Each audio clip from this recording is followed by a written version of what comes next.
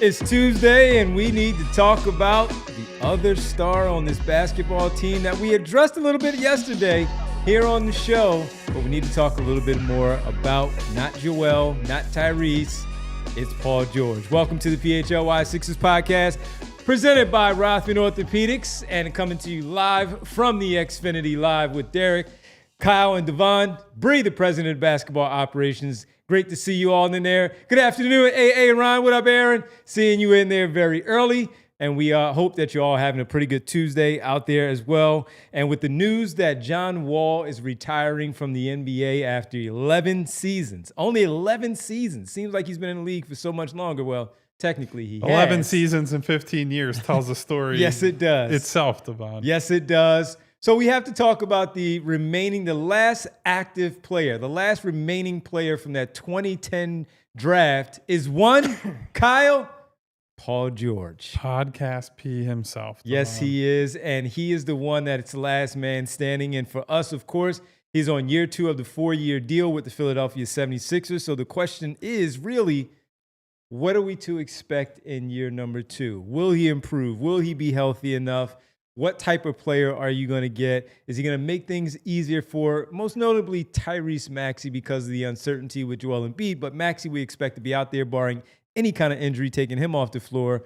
Paul George, what are we looking for from him this season? How likely is it that he gives you something to look forward to, gives you something to believe that this team can be good again based on his performance? Well, so the funny thing about putting out a Paul George related thing that says last man standing is you immediately get your replies filled with, are we sure he's standing, right? After not just last year, but certainly he's had an up and down career in terms of injuries.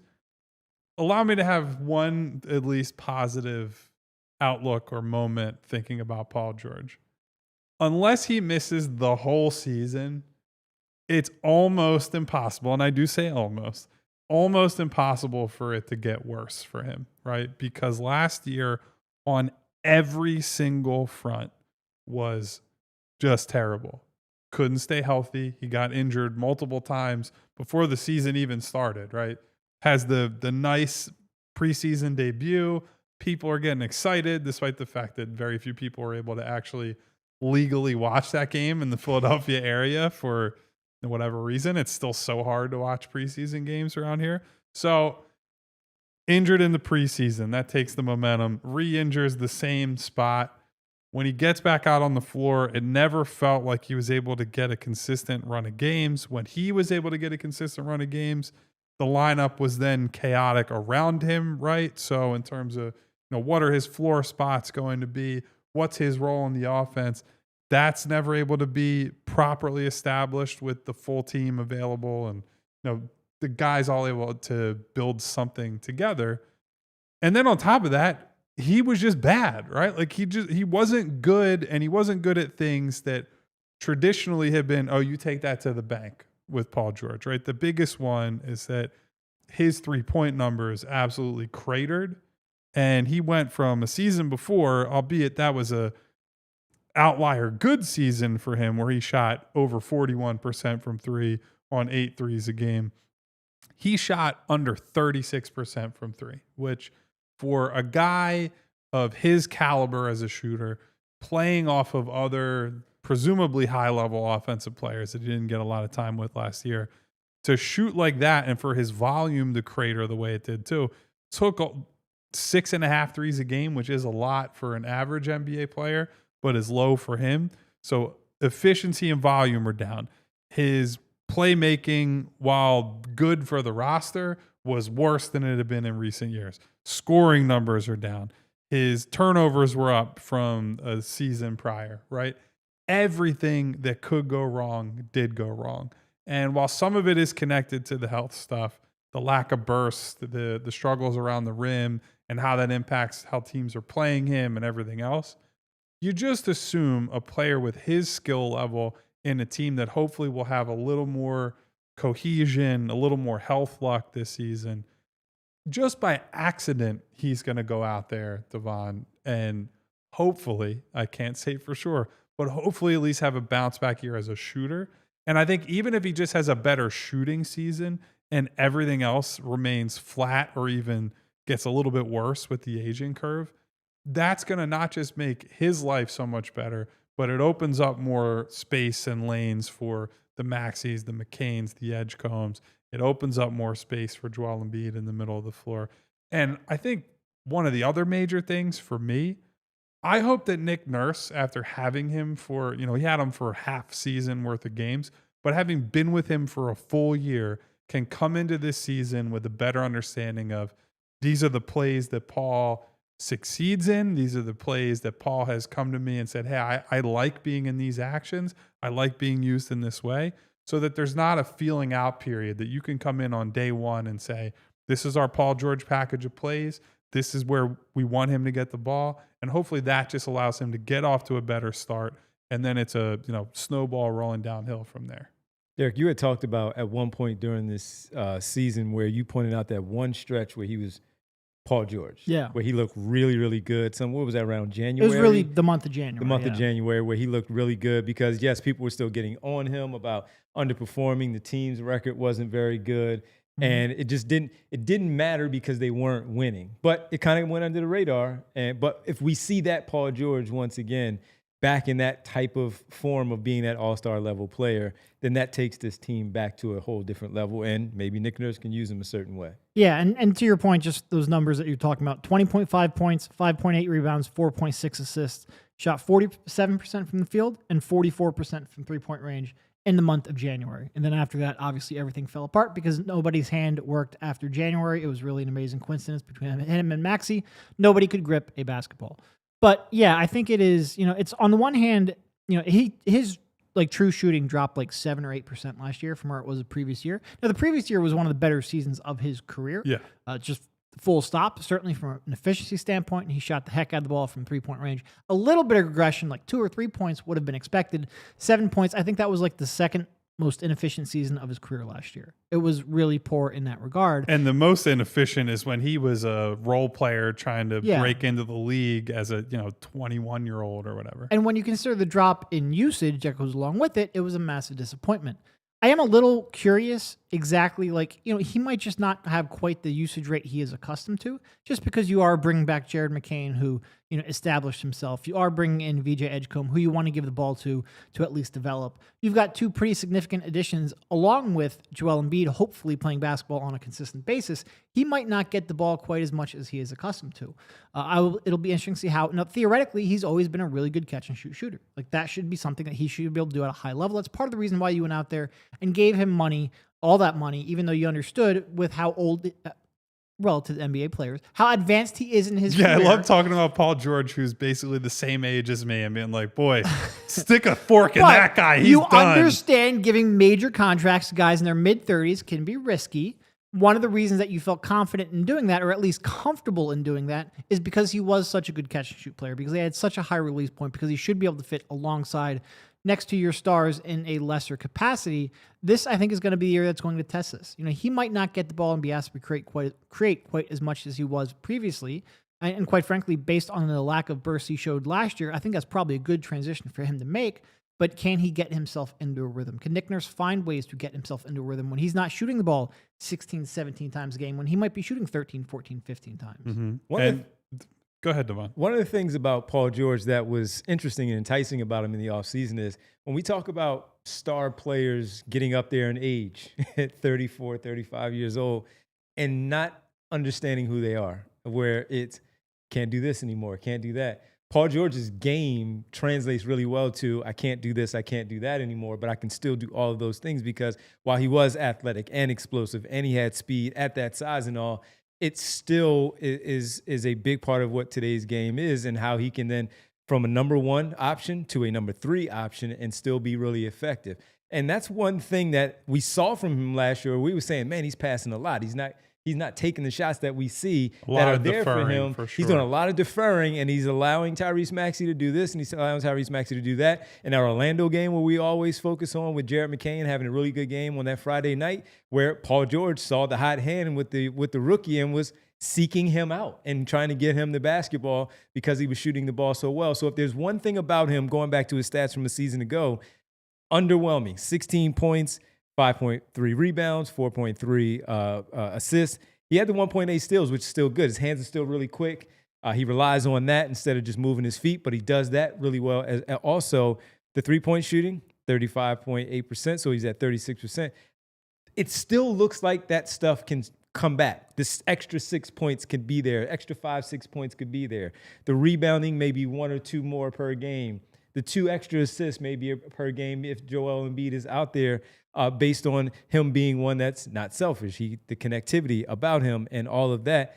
I could still see it there. It's just we didn't see it enough in those 41 games, and there were some frustrating times where we watched them and said, is it there? I don't know if it's still there, even though we may have saw it against the New York Knicks on that one night in Philadelphia, or that second New York Knicks game where he had like 29 in that game that it was close. They lost. He played well against them, but it was never a consistent stretch outside of that January of, hey, man, this run of 10 games, he's really showing everything that he's got in his arsenal of tools that he has, that he can do these many things to help win.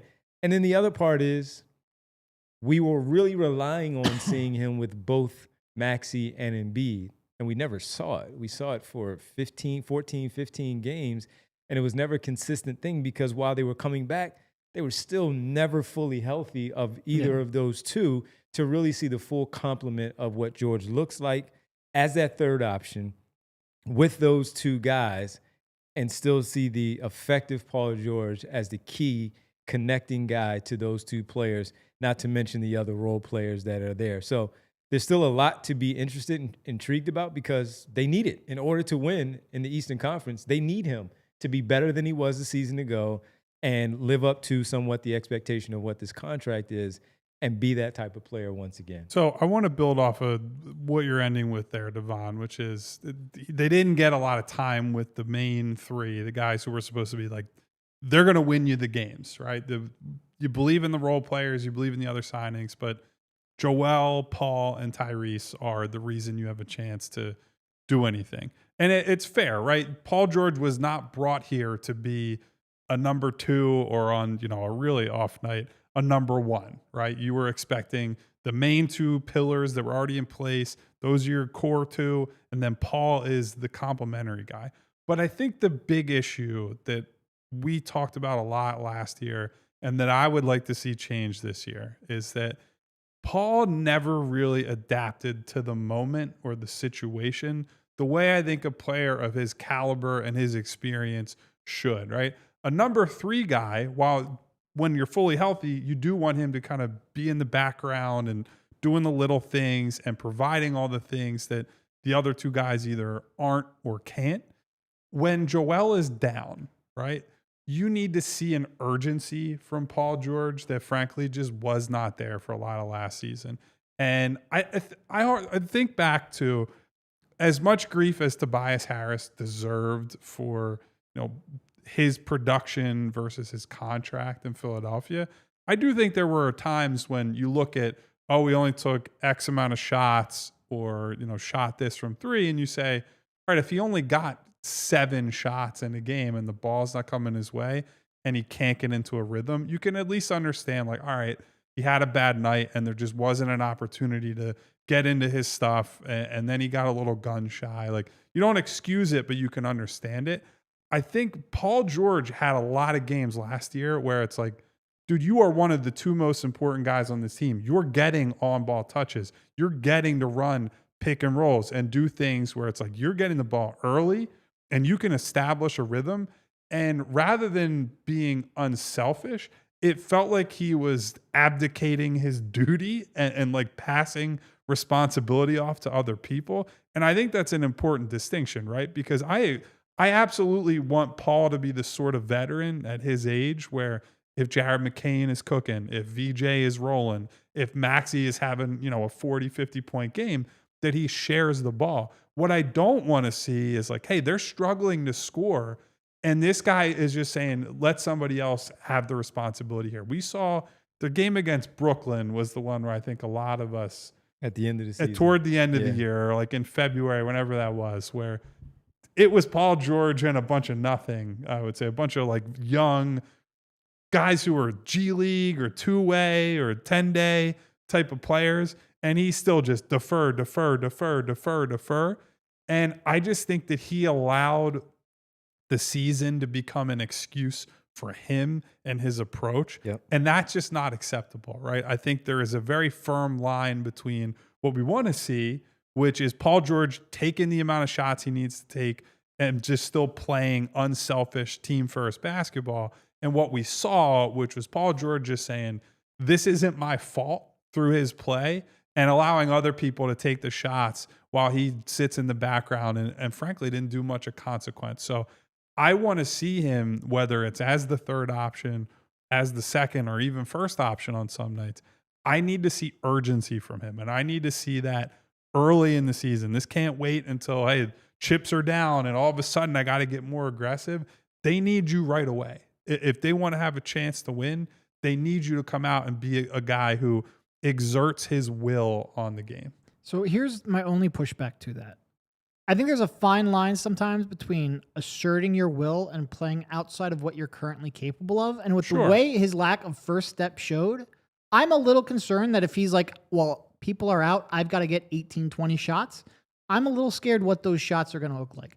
Like if I ask you right now, who's a better one-on-one scorer, Jared McCain or Paul George? Can you confidently say it's Paul George? No, of course not. That to me is a little concerning. Jared McCain played 23 games. Yeah. Paul George's reason for having a bad season has very little to do with Jared McCain. No, I'm not saying it does, but I'm saying like when you get to the point where, all right, let's say even Embiid's out and you've got Maxey and you take McCain, I'm not sure. I think Paul George might still be the third option. And I think if you try and tell him to be the number one option or even the number two option with where he is and the injuries he's had on his knee and his age, I think you could end up getting a pretty ugly version of Paul some nights. I'm not sure he has that second option. I would rather get an ugly version of Paul George and live with some of that than to watch him go. And I'm pulling up the box score now. The starting lineup in that game against Brooklyn. That was after the finger injury, though, right? Was Kelly Oubre, Paul George, Quentin Grimes, Jared Butler, and Yabu. The only other guys who played minutes off the bench were Justin Edwards, Adem Bona, Jeff Doughton, Andre Drummond, and Ricky Council. And Paul George took 7 shots. That was after the finger. I don't care. He scored 2 points. He shouldn't have been playing. If you're on the floor, you are expected to at least carry your responsibility. There is no world where he should be taking 7 shots and Jared Butler should be taking 9. The world is when he's still playing when he shouldn't be. That's the world.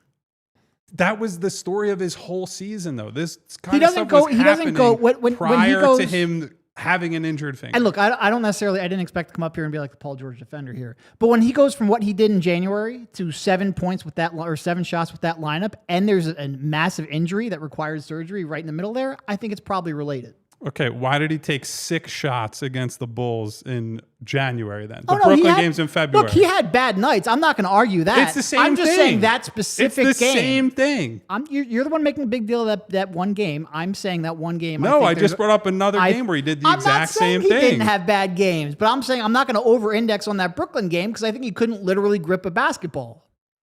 Okay. The point is not one game. The point is the approach the whole year. I agree. He was 1 for 6 against Memphis in November. Did the same thing all season long. I'm not saying he hasn't had bad games. I'm saying you were like, well, that game specifically is unacceptable. He has to actually, if the whole thing was like, oh, they're turning Tobias into Paul George, I don't know. He didn't do anything differently than Tobias. It's all, well, I wasn't in the flow tonight. How many times did we hear Tobias say that for 5 years? Sure. And Paul George comes in and does the same thing. That's not acceptable. You just can't do it. The whole part of the whole thesis is Paul George is a volume shooter. He's volume and efficiency. The volume dropped dramatically last year by like a shot and a half a game. At this stage of his career, with the athleticism we saw in the first step, we saw that volume has to come from 2 things. Nick Nurse using him creatively off ball and your stars drawing double teams and forcing rotations. I mean, I don't think I want to see ISO Paul all that much. No, but he needs to shoot more threes. I would hope we would agree on that. Do you need athleticism to stand still and shoot threes? I don't think so. But again, I think a large part of that comes down to you have to have the stars on the floor to actually draw double teams. Well, he's supposed to be one of the stars, so... See, I don't think he is at this stage. And I think if you ask him to be you that, shouldn't have given him $50 million I a think year most people last summer. I think most people listening would agree with that statement. There's just no way they're in a position where he has to be a star. Well, then there's really no other option. I think you're effed if that happens. You probably are, but there really is no other option. Jared McCain is not leading a top 10 offense. VJ Neither is Edgecombe Paul not going to lead George. he's a much more realistic chance that he could just have an outlier shooting season or closer to a season before than a rookie and a guy who's essentially a rookie are going to lead an offense that's good enough to be a playoff I team. agree with the VJ part. Yeah, I think that's the whole thing. I know nobody believes in Paul George. I don't believe in Paul George. But if you want to have any kind of reasonable chance to win anything, a lot is riding on him playing differently. And it's not all just like he's got to find his legs again. Some of it is he's just got to play like he has some ownership in the team. And he didn't do that for a lot of last year. This is what Paul George will do to you. Two guys here, right on each side, has to come somewhere in the middle in order for the Sixers to succeed. So what are you getting? Is he done at this point of his career? As Derek said, maybe he can't do that anymore. Kyle's pointing out need more aggression. We see some of the stuff in the box score that at least shows that it's still there, but how much? We'll continue this conversation when we get back on the other side. John Wall retired. Paul George is the only man. Maybe we should just talk about standing. John Wall. We might get an argument out of that one too. And we can talk about it all when we get back. It's what you get here on the PHLY Sixers podcast presented by Rothman Orthopedics. And guys, life is unpredictable, but the price of your internet shouldn't be. Get a reliable price for a reliable connection. All in all means all in. Get Wi-Fi equipment and unlimited data included, and then there is the 5-year price guarantee from Xfinity. One internet price, 5 years guaranteed. Change is always happening. Rules are rewritten. Records are broken. Athletes come and go. Paul George ages out of his prime. But no matter what changes in 5 years, the price of your internet will stay the same. Learn more at Xfinity.com. Restrictions apply. New residential customers only. Taxes and fees extra and subject to change. And folks, it's my turn to tell you about the good people here as we hang out with you and discuss all these great people. It's my turn to talk about the good folks from Rothman Orthopedics, my team here. Yesterday, we told you about them having their sweepstakes, giving away some great prizes as far as the Phillies go. If they pick up a nice win coming back home, we got to talk about also with the weather changing. Maybe you're out, I can go outside. I can maybe go do this run here. I can go play this pickleball that I've heard a lot about a little bit earlier today. You can play the pickleball and maybe you're doing so and you tweak the ankle. You do something because you're not used to playing pickleball. Maybe you shouldn't have. Or maybe you just didn't address a thing that just continues to flare up and won't go away. Rothman Orthopedics is, in fact, here to help. And when you do so, you get the top-tier care that will have you moving and enjoying every minute of the summer, getting back to playing that pickleball, maybe playing some actual tennis or some golf, whatever it might be. Rothman Orthopedics is the place for you year over year. Rothman consistently performs among the highest volume of hip, knee, shoulder, and ankle replacements in the country, over 60,000. It's not just the volume of over 250,000 of new patients and consults that Rothman is most proud of, but instead, it's their commitment to improving each of their patients' lives through their service and their care. So if you're looking for that help, the pain is slowing you down this season, take the first step. Head to rothmanortho.com/PHLY and schedule your appointment today. That's Rothman Orthopedics, your summer, your mobility, their mission. Welcome back to the PHLY Sixers podcast here, presented by Rothman Orthopedics, live from the Xfinity Lounge, as we're talking Paul George and what to expect from him next Apparently total season. Cowardice, according to Derek. So what are you expecting, though? As we talked about all of that, of where you think he doesn't maybe have, and Kyle talking about certain things that we did see and didn't see last year, what are you expecting from him, including the nurse piece of it, of finding his rhythm within the offense? I mean, first of all, I'd love to see him move more off ball, and I think that's mostly on Nurse. But in terms of just overall production, I think he's like a third or fourth option who on some nights can scale up to a second option, but not all nights. And in some nights when he is a second option is going to be wildly frustrating. I think he is probably Are those the nights when Embiid is not on the floor, or he's just simply having a good It's game? just random. Okay. It's going to come down a little bit to whether or not the shot's going in, whether or not he has matchups he can exploit, who else is on the floor with him, things like that. All right. I think he is a 14 to 17 point per game guy. There's a little bit of variance there depending on whether the shot's going to go in. I just think with what I saw with his off the dribble and his first step, my expectations have dropped considerably. And it would have been one thing if he would have had those two surgeries or those two injuries early in the year, came back, had a higher season to maybe build himself back up, really train and get back into it. Maybe you could expect, if he lost 2 steps from where he was in his prime, maybe you could accept a half step back. But the fact that he had another surgery and is going to be off his feet for so long, I think I've lowered my expectations because of it. Not because I even think that injury is necessarily going to linger long term. It's just, I think this was a massive summer for him to try to get back into form a little bit.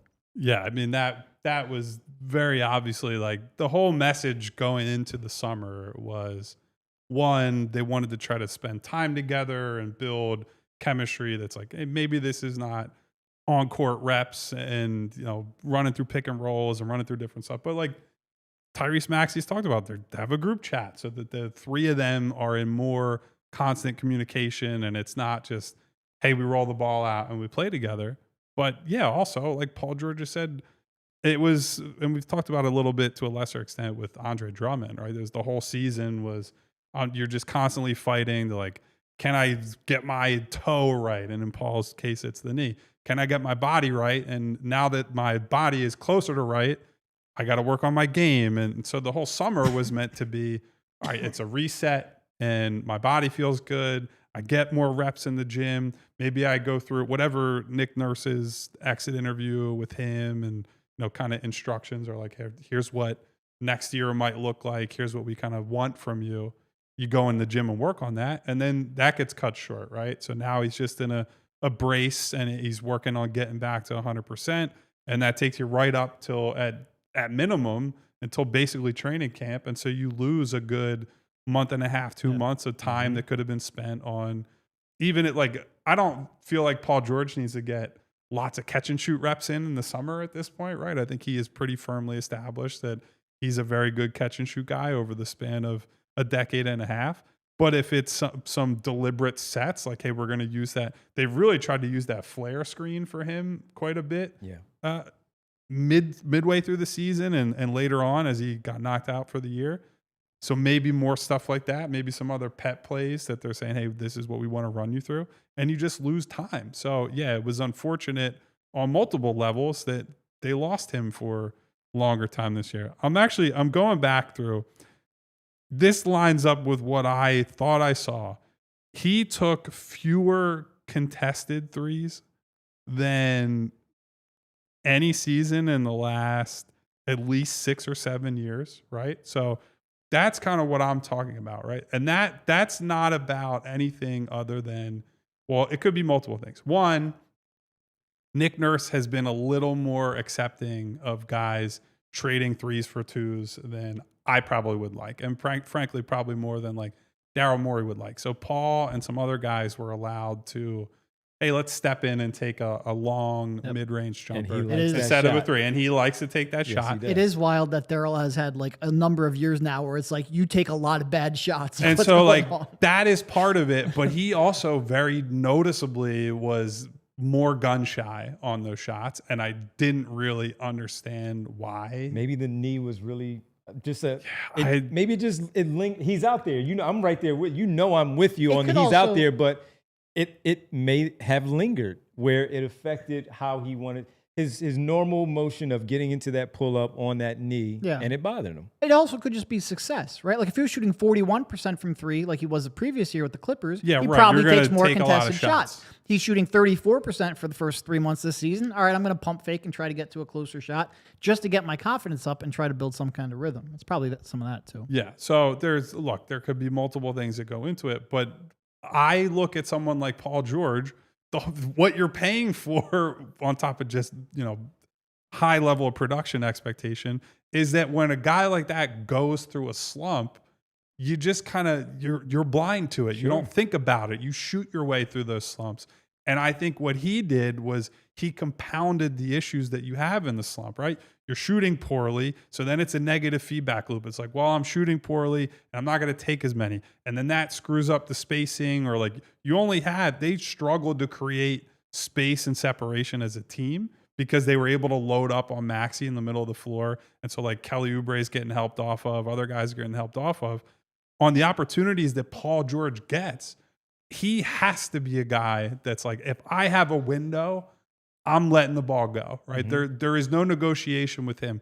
If other guys were more questionable career shooters or young players, whatever it is, I agree. If they're not going to shoot in tight windows, I can get my mind around that. Paul George, that's what you're getting paid for. I would rather see him take 8 like questionable-ish threes than take 3 or 4 and they're only coming on open shots, because that is what can happen. He has to try to capitalize on the windows that are there because they're not always going to be there. And we learned that the hard way last season. Yeah, he just simply didn't do it. And my thing goes back to the Nurse part of it, because we kept saying it coming out of training camp. There are going to be multiple looks of their offense because Embiid's going to be out.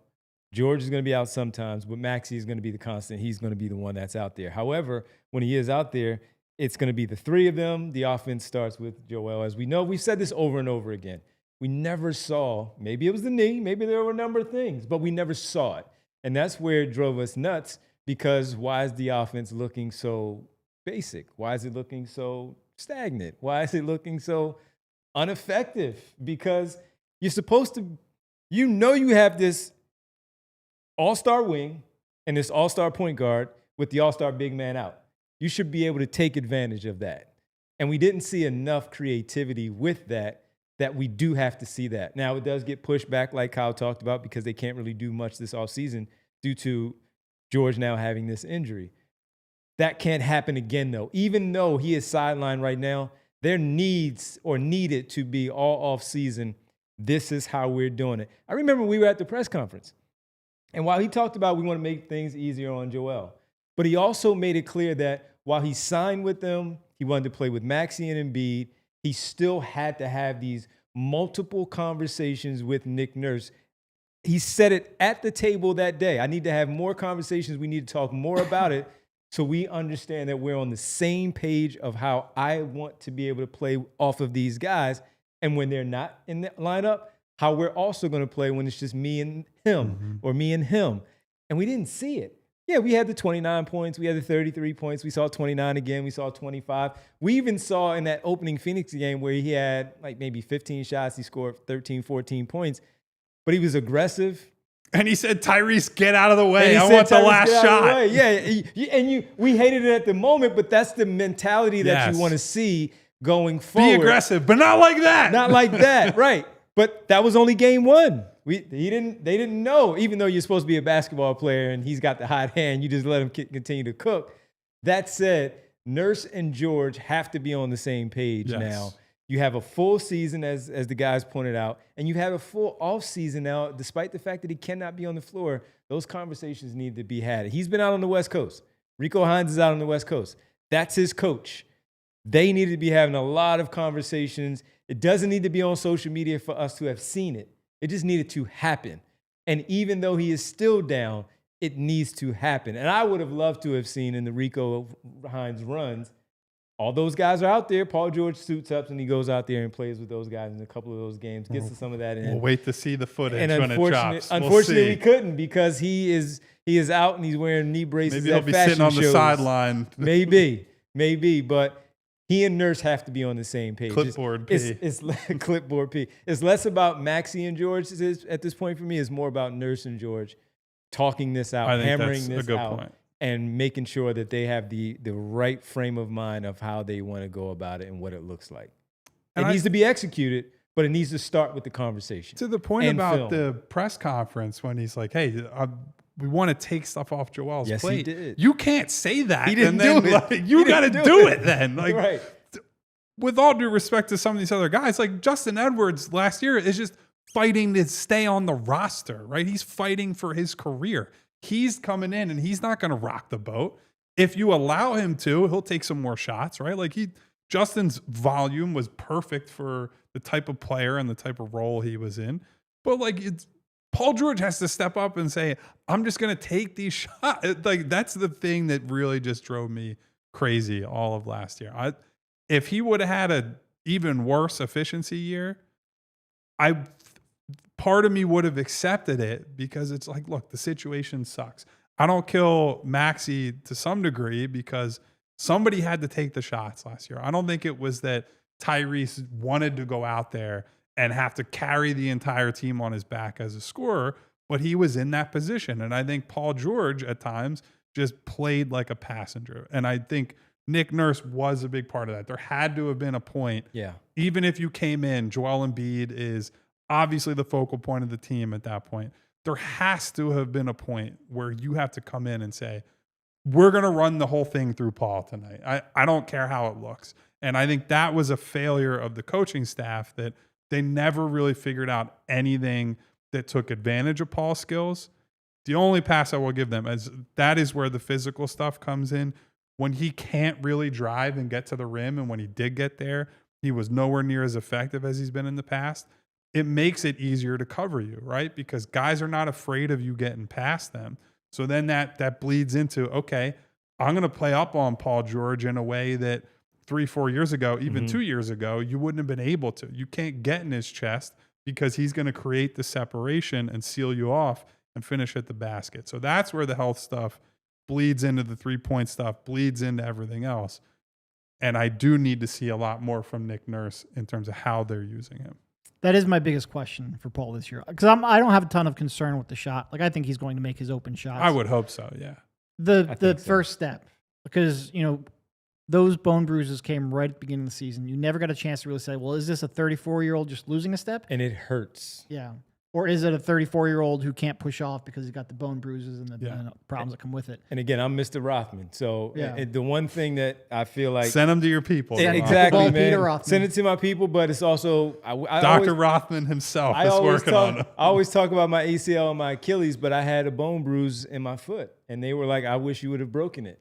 Now, it's not the knee, but that's how bad the bone bruise is. So that's the one reason why I keep going back to the bone bruise of maybe he couldn't because... Yeah. That thing lingers and it hurts really, really bad. He's out there. He felt the pressure to be out there, but it really, really does. It is painful. I didn't know about the bone bruise. It might be quicker just to list the parts of your body you haven't hurt. That's true. Yeah. You seem to have gone through a lot. I've gone knock on wood, I've been pretty lucky, but stay that way. I say that. I broke both of my feet before, and like I had a weird...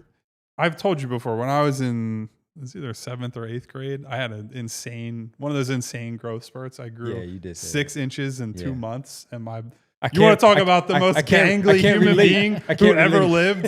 That was like, I was looking like Gumby out there. You look like those inflatable things outside the stores. The car dealers? Yeah, it was bad, man. But then, you grow into your body and all that. But yeah, that was tougher than honestly any injury I suffered because you go from...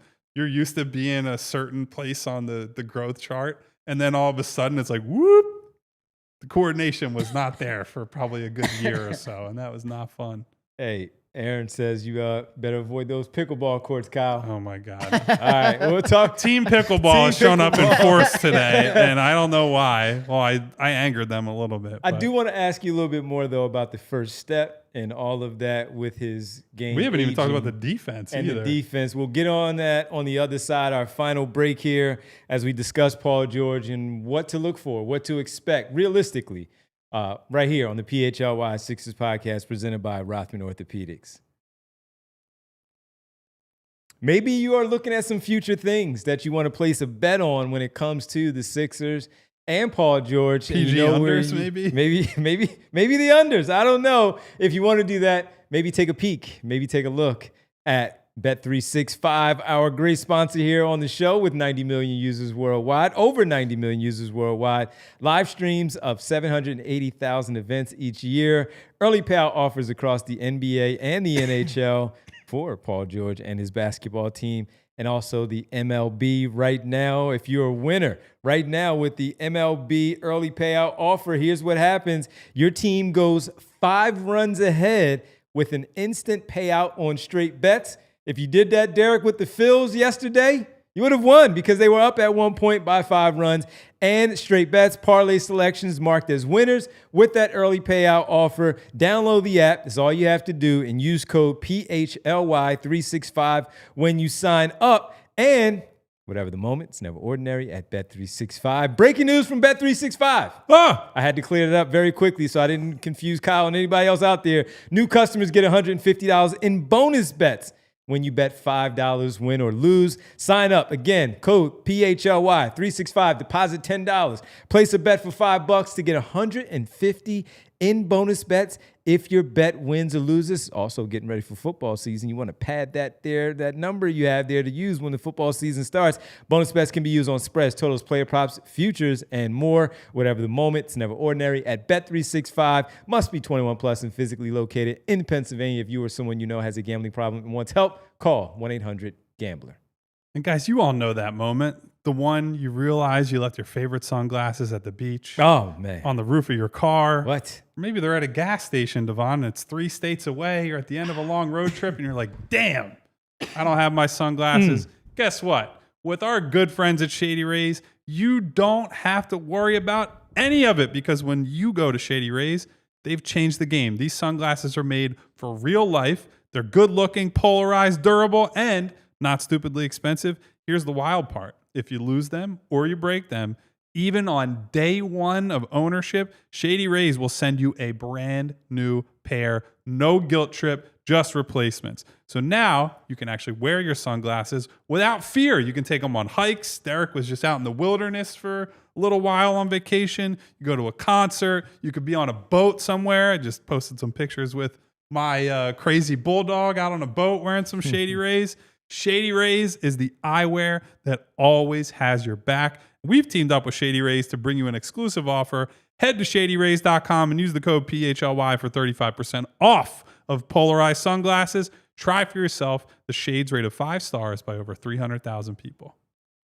Welcome back to the PHLY Sixers podcast here on the Tuesday.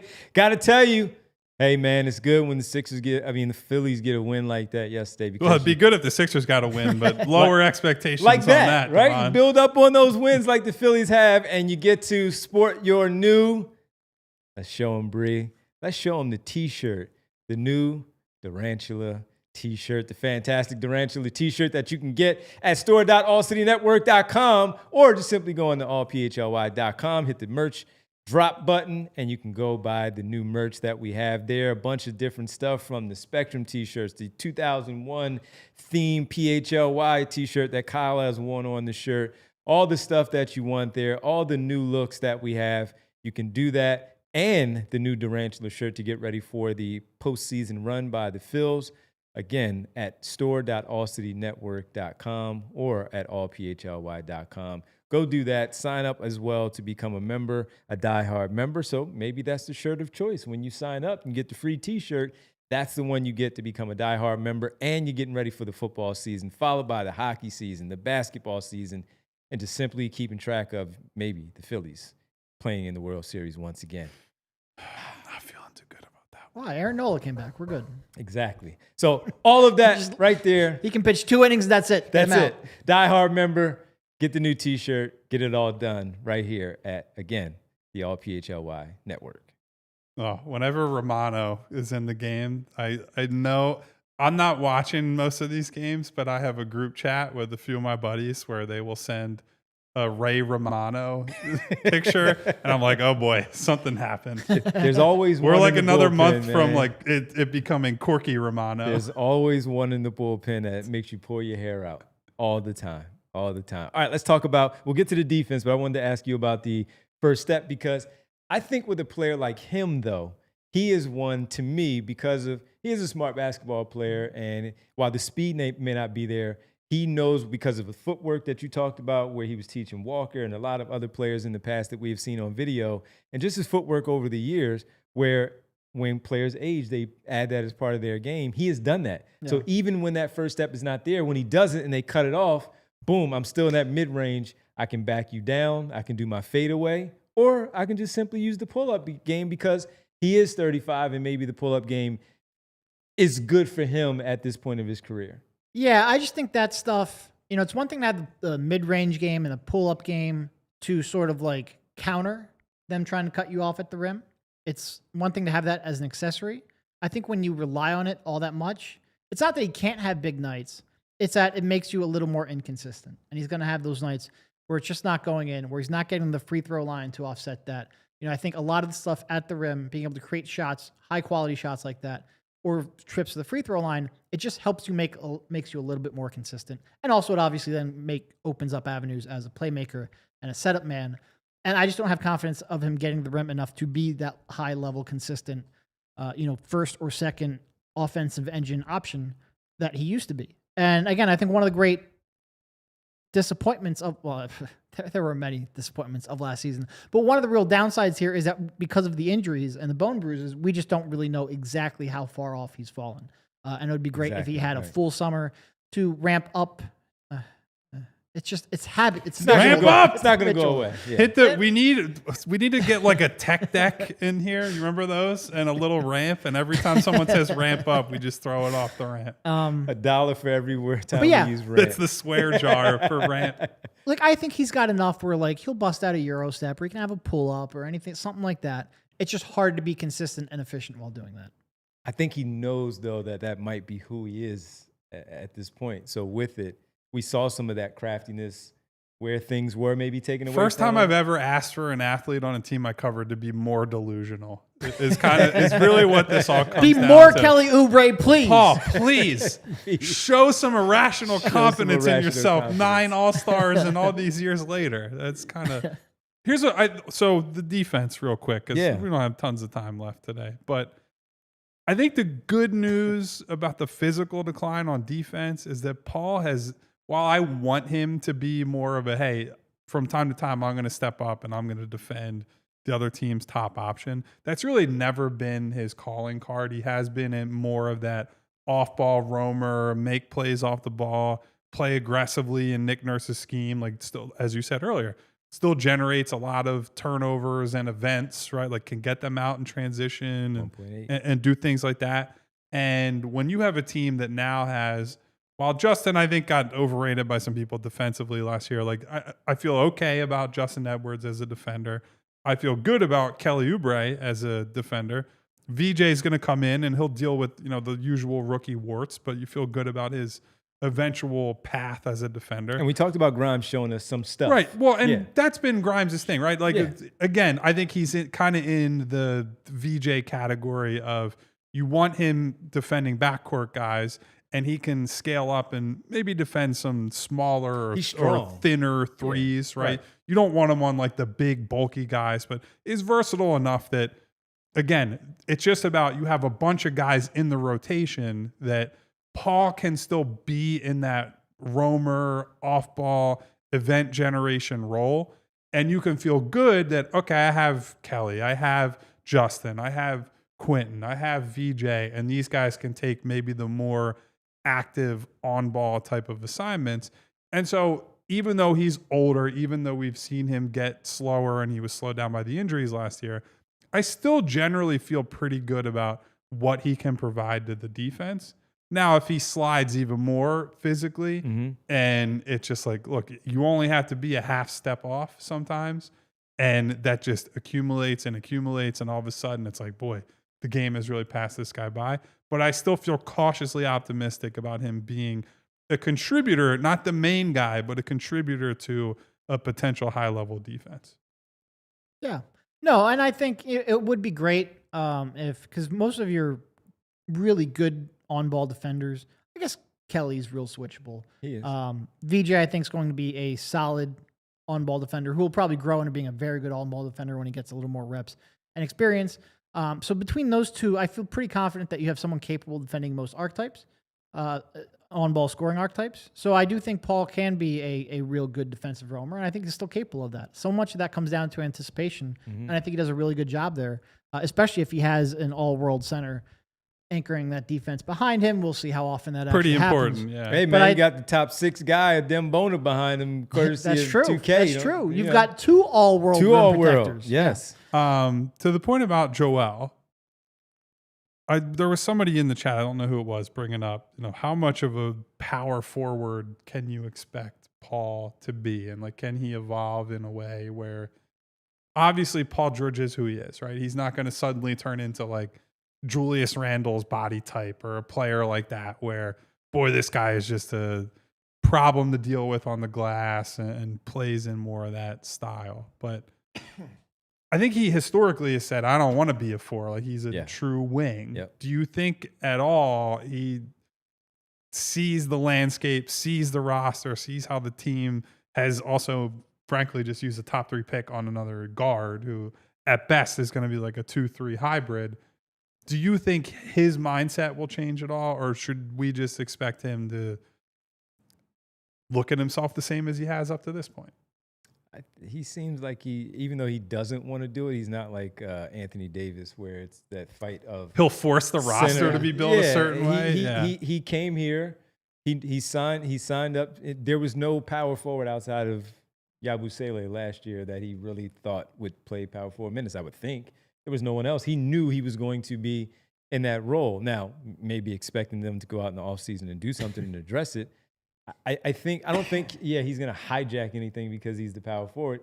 He's going to play that position. He's going to play that role and hope that he does have that cleanup option behind him to clean up any mess and any mistakes that are made in front of him and everyone else, that Embiid or Bona, whoever's behind them, can help him out in that role. So he's always been the ultimate team guy, even though he was a superstar. He says some foolish things and all where he's a superstar and all, but he was always a team guy.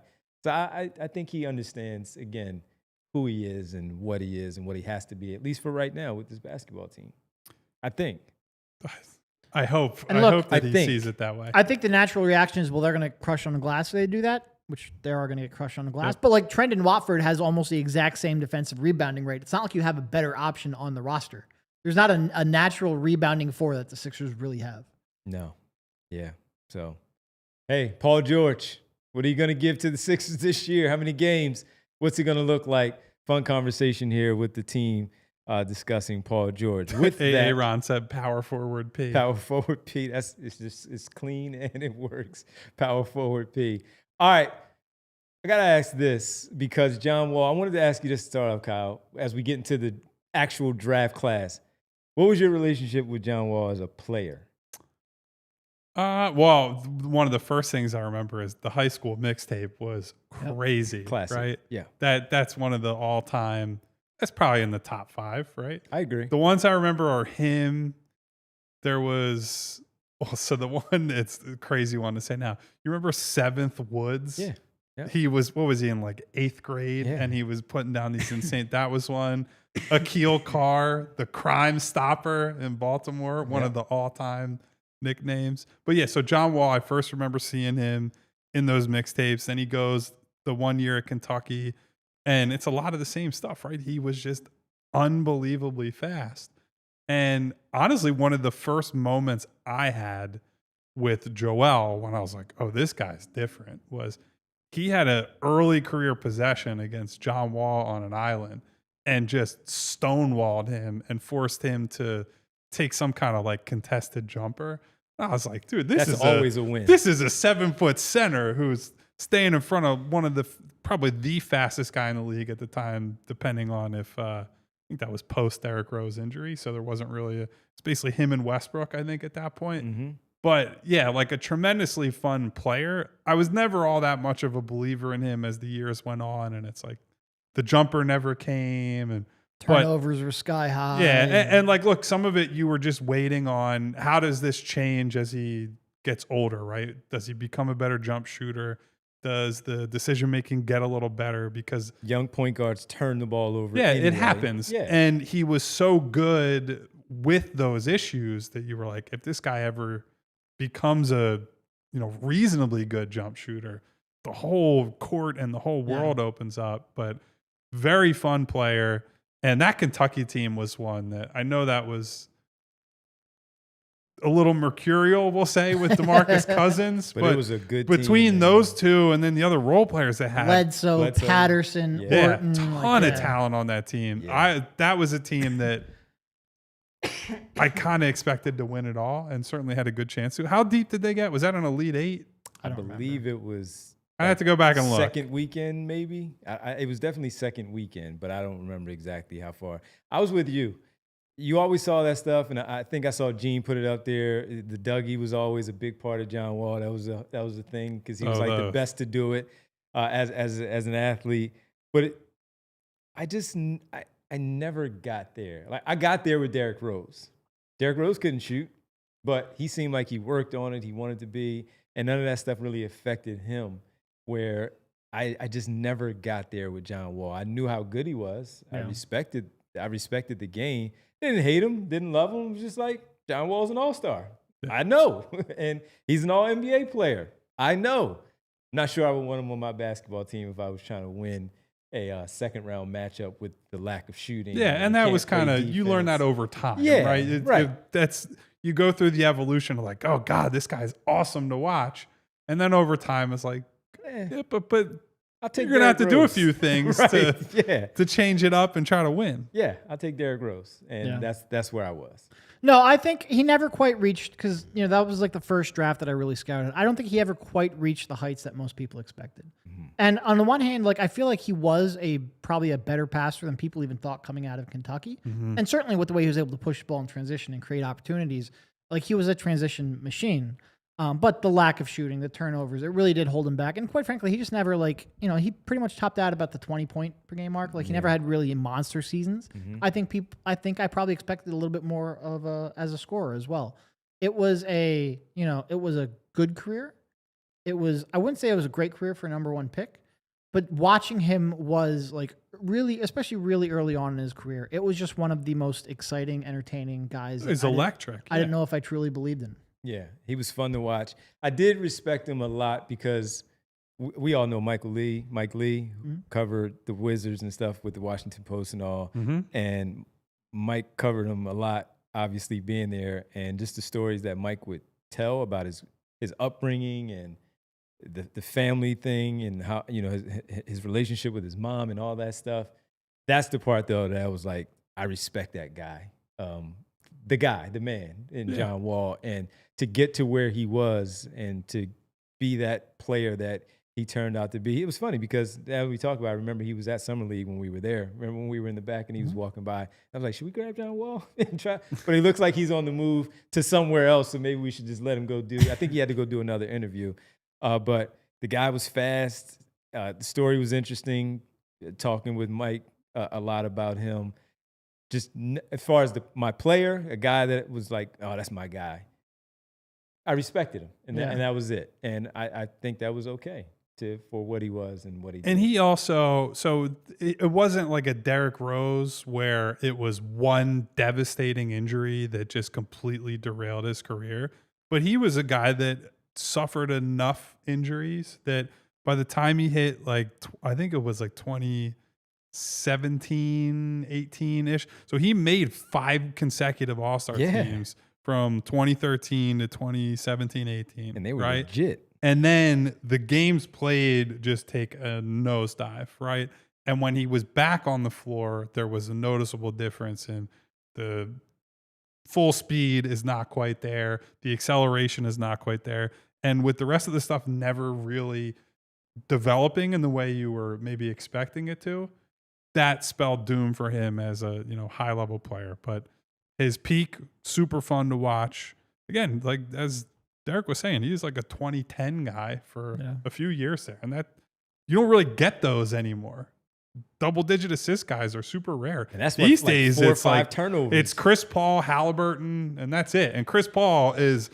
It is the last ride. He is almost out of here. So it'll be Halliburton, and there are really no more of those guys left. Yeah. So John Wall retires after 11 seasons.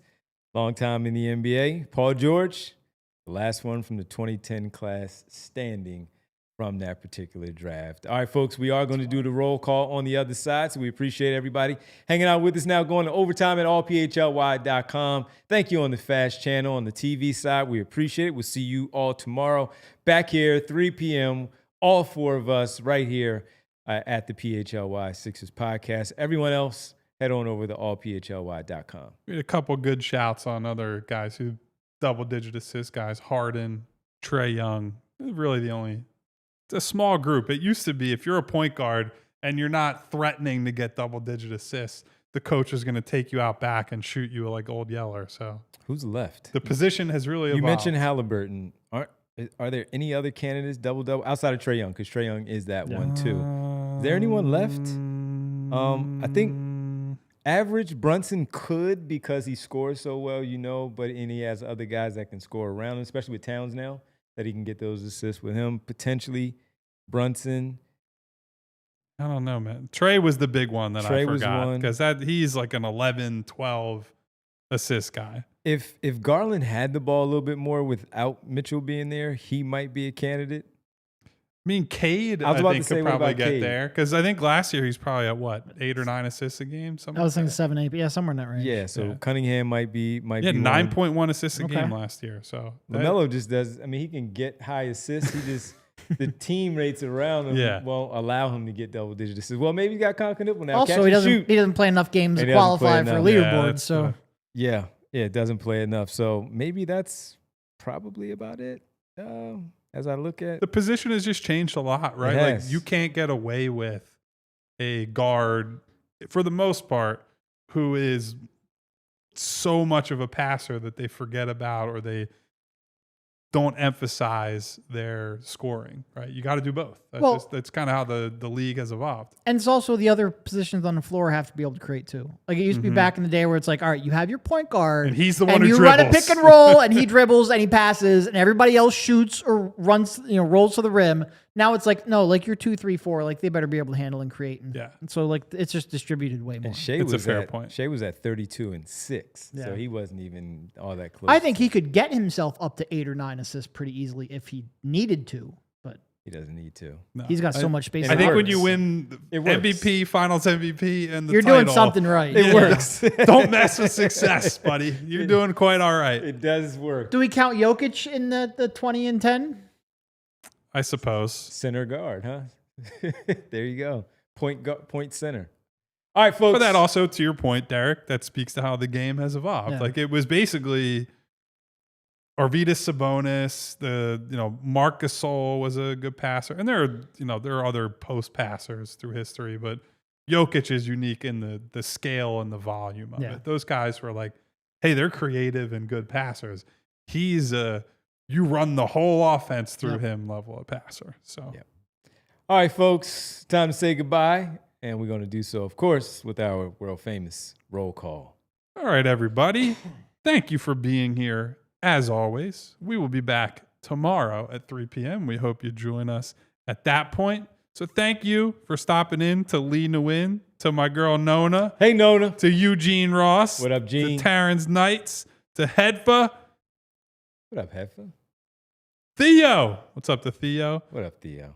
Darkness is in the building. Turn the lights down for John Wall's career. He has hung up the sneakers. Thank you to Val. Good career. Thank you to Jess. Thank you to Mello 3 Point. Mello, my man. Who also brought up Mello back. Also brought up Giddy. I'm not. Josh. I don't think Double. He's a weird one. Let's leave it at that. Smy Guy, Court Jester, D Flyers. What up, D Flyers? D Flyers, who was saying they used to comb their hair like I do. And I said, I don't comb my hair. That's the next time the comb touches my hair will be the first in a while. So I guess I'm lucky on that front. Jeffrey Stewart. Thank you, Jeffrey, for being here. What up, Jeff? You done messed up. Hey, Ron. What up, Aaron? Hello to AA Ron. Whew. Between and unseen. Look at that. Some nice rhyming going on. Off YouTube. Provolone John. I mean, off TV.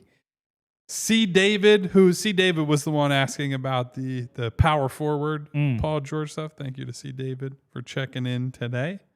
Thank you to everybody who was here. Hello to Mom. Hello to I. Gavini. Hello to Will. Hello to Jay to Jungle. What up, Will? Mark Jackson jumping in at the end. Oh, hello to Mark. What's up to Mark? What up, Mark? Who else? That's probably a good place to stop. What up, of Jay? course, Marcus Blackstock, our guy. Yes, Marcus was in there. So All of our usual people. If I don't see your name, I don't say your name. It doesn't mean I don't like you. It just means it's hard to scroll and Change read names back, at the please. same time. Yeah, YouTube really screwed me. Yeah. And screwed all of us with the changes to the username system during live shows. Thank you to all of you, no matter what your name is, for being here today. Please hit the subscribe button, hit the bell icon.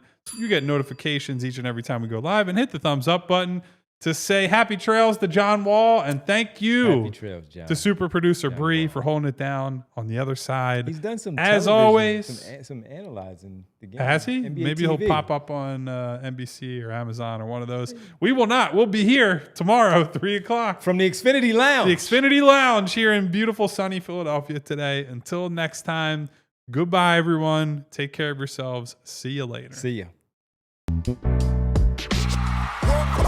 We all silly like the mayor.